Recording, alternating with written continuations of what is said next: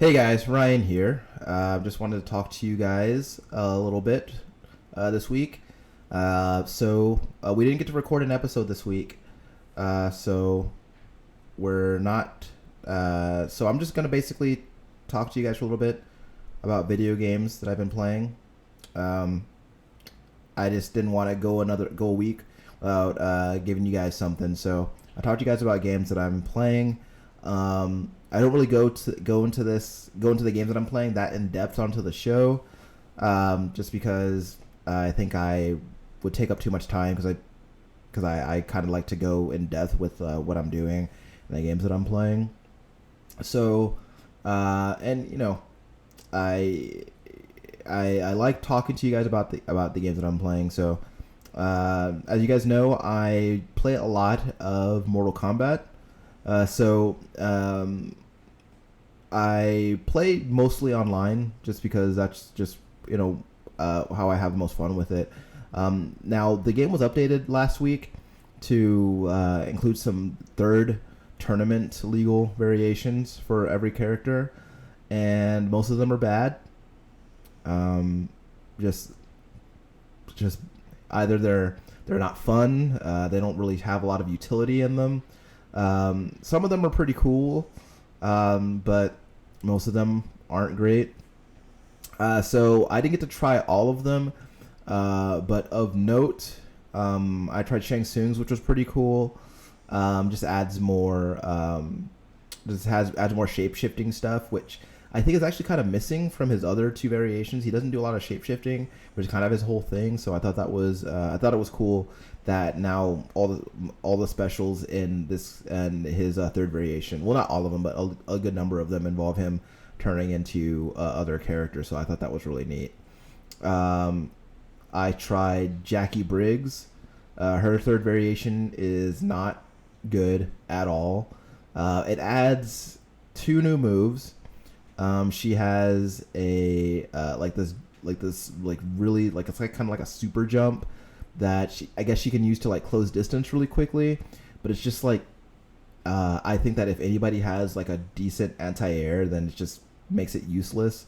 But she does have an attack that she can do from the air, which is basically like it's a punch attack that kind of it goes when she's in the air, it like brings her straight down really fast, which I think could be cool. But I'm not that good with Jackie to begin with, so kind of learning how to use that variation doesn't seem like something that's going to happen, nor do I really feel like I want to.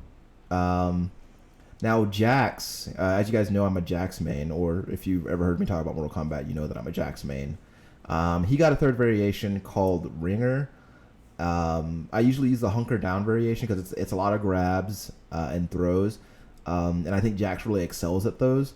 Ringer focuses more on his punching abilities, so he does have a neutral combo string that I think is really neat, and it can it links into some pretty cool crushing blows that he can do. I like it, but I just don't feel like my style of play would benefit from it. I think that hunker down is a variation that focuses more on the rush down style of gameplay, which is something that's the way I enjoy playing fighting games. So I think I'm gonna stick with that one. But Ringer seems decent, and I think I'm gonna see some people using it. Probably not too much though, because I think hunker down is just so good. And just has so much damage, more like damage potential and utility. So that's gonna be the one that I stick with. But also Terminator, which is the newest character to be added, and that's like the Arnold Schwarzenegger character. The Terminator has been added to Mortal Kombat 11. He came out, I think, yesterday or the day before. Yesterday, because yesterday was the 8th. So he came out yesterday. And everything that I'm seeing about his character and his moves, the reaction that I'm seeing from people is really positive. I haven't been able to play him yet because I don't have the combat pack, and I know that I'm gonna buy all these characters piecemeal, and I know it would save me money in the long run, but I can't justify the $50 it's like $40 or $50 for the combat pack. I know it's a great value. I know it's worth it. I can't do it. But so I'll get to play as Terminator in a week. But I've been hearing nothing but great things about him. His variations sound really good. He sounds really solid. So I'm really excited to play as him. But yeah, I've been playing a lot of it. Just kind of, I feel like I'm getting better. I told Tom this. I mentioned this on the show that one of the things I love about playing Mortal Kombat is I think this is the game that kind of helped me to take fighting games more seriously. I think I started to take them more seriously when I got into Street Fighter V earlier this year. But then I've kind of just been taking them more and more seriously as time goes on, especially with Mortal Kombat 11.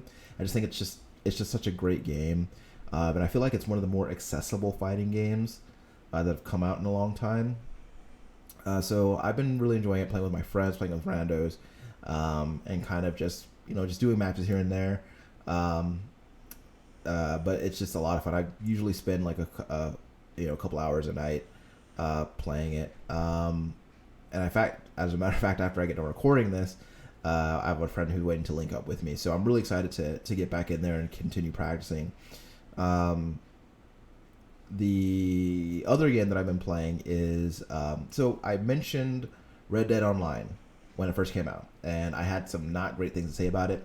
I mentioned it more recently on an episode of the show, and that it's gotten better, and it has gotten a lot better. So when Red Dead Online first came out, and it launched in beta, and there wasn't anything to the world. There was just nothing. Like the game map was there, like the whole game map from the single player game. It was there, but there was nothing to do. It was just you see NPCs here and there, but like mostly it was barren. Like even the towns felt mostly deserted. So it was just a really weird thing. And when players had nothing more to do than just kind of grief each other and like kind of shoot at each other, and it just wasn't fun, and it wasn't what I wanted. Because what I wanted and what I thought it was going to be was just more Red Dead Redemption 2, but online and with my character in place of Arthur Morgan, and it just wasn't that. There just wasn't as much to do as in the single player story mode. So yeah, I couldn't get into it, and I just wasn't having a good time. But I had followed the game. I would follow the game and follow their updates and everything that we're doing with the game, everything that we're adding with the game. But I would still never jump in because I had it in my mind what that game mode kind of was. I just wasn't into it. But things have gotten different now. So the economy has balanced out. Players don't grieve each other as much because there's stuff to do. So over the last earlier this month, no, I think early last month, I think on the 6th, or no, it was like mid last month. So in September, they wrote out their big summer update that they have been teasing and promising for a long time, which basically added 3 new roles, which is basically, I guess you could call them classes, but they're not really, because they don't really change like your capabilities in the game like in a meaningful way, but they kind of change how you play the game, or they give you more of a progression to shoot for. So you have the 3 roles, which I think I mentioned this on a previous episode of the show, where you have the 3 roles. You have your bounty hunter, which is kind of self-explanatory. You hunt down criminals and stuff for money. You find wanted posters in town. I'm pretty sure all the bounties are procedurally generated. I'm pretty sure, but you'll go to a sheriff's. You go to the sheriff's office, and it'll find wanted posters, and you have a choice of bounties to collect. And right now they have a legendary bounty going on. It's like a whole family of people called the Owl Hoot family, and I don't know what the reward is for taking them down. They don't actually spell out the rewards at the onset of the mission, because I think the rewards are basically the same, and they kind of ramp up as you gain experience in the role. But you have the choice of bringing them in dead or alive. You get more if you bring them in alive, but it's easier to bring them in dead. So the payouts aren't great at early levels, so I'm gonna maybe play around with that a little bit more to see if the payouts increase. Then you have the collector, which is a treasure hunter, which I can't really speak to that because I haven't done anything with it. And then you have the trader, which is a basically you hunt animals and sell their skins for and pelts for money. Like you collect them. Then you have a guy in your camp who like treats the pelts and prepares them to be sold to somebody. And then you transport the pelts to wherever he tells you to, and then you collect the money when you deliver them. So that's been the one that I've been playing the most because like it kind of allows me to kind of just play the game, like kind of just tune out for a little bit. It's got a really satisfying loop. I was playing that for like 6 hours last weekend. It's got a really satisfying, relaxing loop that I really like. So I've been playing a lot of that, and the game has just gotten so much more. The game mode has gotten so much more engrossing. People don't grief the way that they used to, like not at all. I think it's because there's more to do, so people aren't so. That's like griefing each other isn't like the main source of entertainment in that mode anymore. And there's kind of a more of a crime and punishment system, where now if you kill another player in cold blood, it does count as a murder in the game, which can raise your wanted level. And if you become notorious enough, then people can take out other players can take out a bounty on you, which other players can collect. So it's a really neat little system, and I think that it has kind of balanced out like how the game is played and how people interact with each other in the game. And so I've been having a lot of fun with it. I can't foresee myself getting bored with it anytime soon because that kind of deep systems driven like player loop is like really something satisfying to me. And I've been playing Monster Hunter World. So I've talked about Monster Hunter World a lot on the show. But I think you guys have heard me talk about it, or if you're a Monster Hunter player yourself, you know that Iceborne, the newest expansion, came out last month, and basically added a whole new environment, like a frozen environment, added new monsters, new weapons, new items, and some new gameplay elements. Now the monsters, I say they're new, but all the monsters that I've seen so far have been in previous Monster Hunter games, but it is cool to see them in Monster Hunter World because there's new systems, there's new ways that they can interact with each other or with you, there's new ways that you can interact with them. It's cool. So, and when I say interact with them, you are one of the things that they added to the expansion was a clutch claw, and I find that's a really cool item because it's basically a grappling hook that you use to grab onto the monsters and mount them in a very specific way. So once you clutch onto them, you can do an attack with your weapon. Now, depending on the weapon that you have, the weapon that you have will determine, what happens when you do your weapon's specific attack when you grapple. So if you have a heavy weapon such as a lance or a great sword, attacking them the monster while grapple will weaken that part of the monster and make it more susceptible to damage when you attack that part of the monster. So it's really advantageous to do that because it can kind of accelerate how quickly these monsters go down. Or if you have a light weapon like the longsword or dual blades, then doing that grapple attack will make it so that they drop slingshot ammo that you can use to shoot back at them. Like there's different effects, like there's bomb pods and there's dragon ammo. There's all sorts of ammos that you can pick up doing that. Now, the slingshot actually has a lot more utility this time around because when you're grappled onto the monster, you can actually grapple onto its head, and then you can attack the head with your weapon or your knife rather, to kind of make the monster face a specific way. And then you can unload all your slinger ammo into the side of the monster's head, and it'll take off running in whatever direction it's facing. If it's near a wall, then it'll hit the wall, do a decent amount of damage, knock the monster down, and you'll open it up to a bunch of free hits for like a few seconds, which is really satisfying. It's satisfying because it's not that easy to do, and so when you do it, it does feel like a really big deal when you're actually able to pull it off. And it's a really cool mechanic. It kind of changes the way that I approach the game, the way I approach monsters and stuff.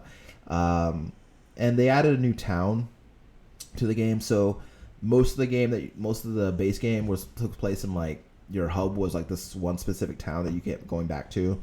Now they've added a whole new town in this frozen area, and like the frozen snowy area, and it's got new like facilities to interact with. It has a better layout than the original town, and everything is kind of connected in a really cool way. They added also this thing where since the town is like in this frozen tundra area, there's a steam engine that heats the town, and you have the option to help out at the steam engine to keep it running, and doing that gives you items like every turn, because every turn of the that you take at the steam engine like gets you items, so like you can kind of just keep racking up free items that way, and it's really neat little mechanic. But overall, I think it's a great expansion. It's probably one of the best expansions I've played. It's priced pretty steep though at like $40, but it feels like it's added so much to the game, and it made the game feel really new again. And I checked my game clock one of the last times I loaded up the game, and I put over 900 hours into the game, which is like I think more than I've ever put in any other game. So I really enjoy it, and it's cool that a game can still feel new and fresh and fun after 900 hours in. But I've been really enjoying it. Now, full disclosure, I actually had recorded this earlier tonight, but it came out really shitty. But so I had to delete it, and I'm doing it again. But I'm actually glad that I'm getting to do it again, because I forgot to mention last time that Tom and I had touched on Apple Arcade during a previous episode, and I think people have like a really specific perception about mobile games, but I think that this whole Apple Arcade thing is really interesting because it kind of takes that people's primary objection, I think, to mobile games is that the way that like they kind of try to pressure you into spending money, whereas Apple Arcade it's a subscription based thing where you pay $5 a month and then you get access to all these games that they have on the service, all these mobile games that they have on the service. And some of these games aren't just mobile games. Some of them exist on like other platforms. Like some of them are PS4 games that are on PS4. Some of them are also games that are on Switch.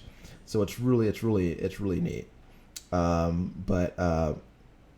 a few games that I've been playing on there. So there's one game called Grindstone, and yeah, that's my dog in the background snoring. So you guys are gonna hear her making her weird snoring dog noises. So yeah, there's another one. But so try to ignore that. I know it's hard, but it's you're gonna have to. But Synamin, are you okay? She's okay. But so there are a lot of games on the service that are like really really cool. So some games of note, like now I'm gonna say this right now. Not all the games are winners. Some of the games are what they are, but there are some actually pretty notable games. Like there's a game called Grindstone, which is I like it. One of the things that like immediately like drew me into it was it's a game that looks kind of like the art style looks kind of like that show. I don't know if you guys have ever seen the Glorious Misadventures of Flapjack. But that's kind of what the art style looks like, and I think it's really neat. But basically, it's a puzzle game where you have it's kind of hard to describe. You have like a Viking. It's kind of like a Viking sort of dude, and you have monsters on the map that are all like specific colors, and you can slide your finger across monsters that are the same color. So any monster that's the same color, you can kind of string them together and kill them in one long combo. And the goal is to kill enough to open the door to go to the next next area. And sometimes you'll also have monsters that have a key to a treasure chest. You could open the treasure chest to get more money or like a blueprint for a new item. So it's all really cool. And sometimes, so if you get a long enough string, then the monsters will drop a gem, and you can use that gem to kind of link. So like if you're saying like there's a bunch of blue guys, right? So you do a string and kill a bunch of blue guys, and you can only kill that color usually. But with the jewel, it allows you to kind of go from those blue guys to maybe some red guys and keep the chain going. And it's a really cool thing. And I've been having a lot of fun with it. It's got a cool art style. The music is really good. I'm actually really hoping that someone releases that on vinyl. I'm not holding my breath, but it'd be really neat. I've also been playing a game on there called Sayonara Wild Hearts. It's a really cool like rhythm action game sort of. It's kind of telling like a little story But it's a really cool. It's like a really cool rhythm game that has like some really cool animations, some really great music. I haven't finished it because I've never actually sat down long enough to finish it, but I think it's like a couple of hours, like maybe 2 hours long. But it's really neat.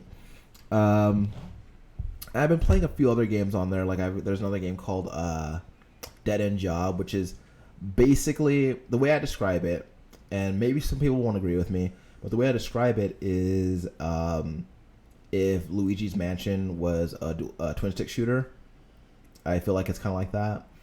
But there are a lot of really cool games on there that I've been giving a good amount of time to, and it's cool because there are a good number of games that are compatible to be used with the controller, like a Bluetooth controller. So I've been connecting my DualShock to my phone to play some of the games like that, and it's really awesome. So yeah, that's kind of just been what I've been playing. I'm trying to slow down on the number of games that I'm buying because I'm kind of trying to uh, pay more attention to the games that I have and not like buy new games when I haven't played or finished the games that I already own. My girlfriend and I we have dozens of games already, so I think we're trying to be better about playing through those games first before we buy anything. I know that it's really good for me right now that like we're in kind of a video game lull. For me, not I mean, I know there's a lot of games coming out soon that people are excited about. For me personally, there's been not a lot of games that are coming out that I'm that excited about. So that's been really good because that's allowed me to resist temptation and just play the games that I have. Death Stranding is coming out like really soon, and I think it's like next month actually. And I'm not that excited about it because I don't know what it is. I know that for some people, that's part of what's so exciting about it. And I'll admit, I've never played a bad Hideo Kojima game. So, but at the same time, like I can't get into something if I don't know what it is. So I'm excited to see what that game is. I don't know how excited I am to play it, but it's kind of a relief to me that I'm not that excited for it because that again it keeps me away from the temptation of buying new games and everything. So that's kind of been what I've been up to. I've just been playing some games, trying to keep myself entertained with them.